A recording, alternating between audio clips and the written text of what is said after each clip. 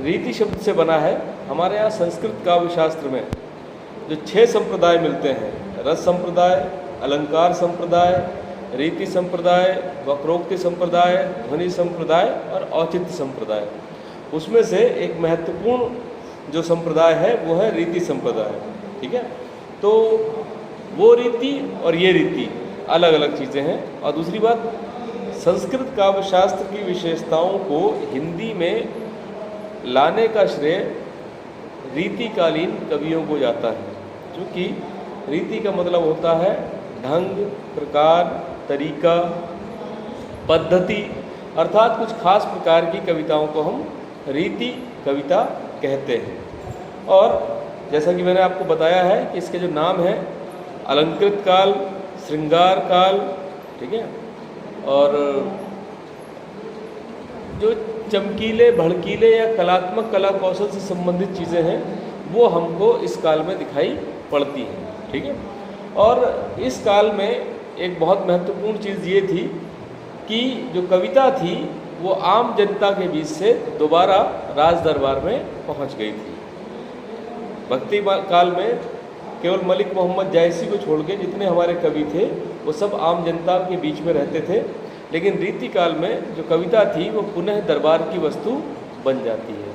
और यहाँ पर जब कोई चीज़ यानी कविता या कवि दरबार में पहुँच जाते हैं तो दरबार की जो बहुत सारी जो बुराइयाँ हैं वो भी उस कविता में आनी शुरू हो जाती है।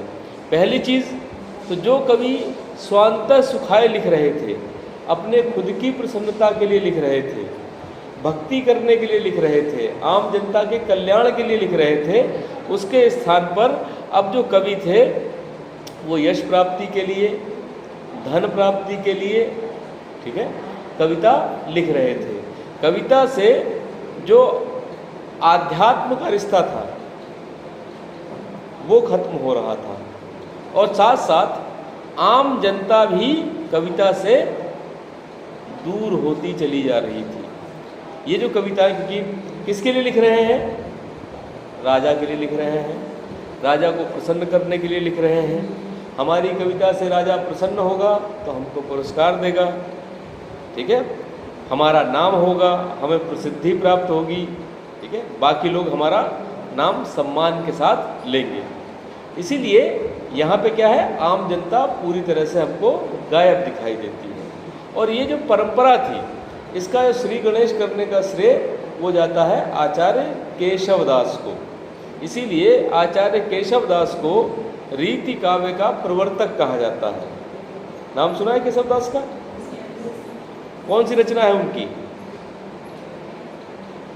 बहुत सारी रचनाएं हैं। रामचंद्रिका है, जहांगीर जस चंद्रिका है, विज्ञान गीता है, ठीक है, रसिक प्रिया है, छंदमाला है ना, और भी कई रचनाएं हैं।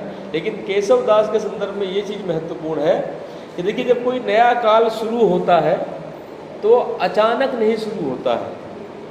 पुरानी प्रवृत्तियां कविता से धीरे धीरे कम होती हैं और नई प्रवृत्तियां धीरे धीरे बढ़ती हैं। जो ये समय होता है बीच का, जब एक प्रवृत्ति उभार ले रही है, दूसरी प्रवृत्ति का लोप हो रहा है, इसको हम कहते हैं संधि काल। तो केशवदास के यहाँ हमें दोनों विशेषताएं मिलती हैं। जो रामचंद्रिका है वो राम कथा है। राम कथा मतलब भक्ति की चीज़ है, भक्ति काव्य है। लेकिन इसके अलावा जो दूसरी रचनाएं हैं, जैसे जहांगीर जस चंद्रिका, वो प्रशस्ति काव्य है। जो जहांगीर उस समय के शासक थे, उनकी प्रशंसा में लिखी गई है। तो एक तरफ तो भक्ति मिलती है, दूसरी तरफ हमको रीति मिलती है, और धीरे धीरे ये रीति बढ़ती जाती है और भक्ति काव्य की विशेषताएं कम होती जाती हैं। तो केशवदास बहुत महत्वपूर्ण कवि हैं जो भक्ति और रीति काल के बीच संधि का कार्य करते हैं।